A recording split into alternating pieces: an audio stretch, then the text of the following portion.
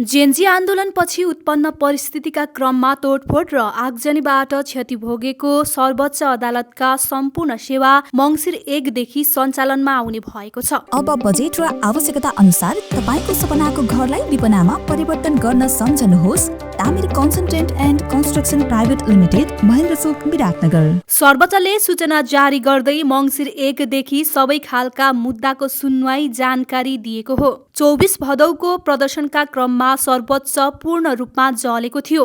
आगजनी, ढुङ्गा मुढा, तोडफोड र लुटपाट समेतका कारणबाट यस अदालतको अधिकांश भौतिक संरचना, इजलास, चालु मुद्दा तथा सूचना प्रणाली समेतमा क्षति पुगेको थियो। बन्दी प्रत्यक्षीकरण सहित सबै प्रकारका रिट निवेदन, मुलुकी फौजदारी कार्यविधि संहिता 2074 को दफा 73, 137 र 155 र मुलुकी देवानी कार्यविधि संहिता 2074 को दफा 157 का निवेदनहरू मात्र दर्ता एवं सुनवाई हुँदै आएको थियो।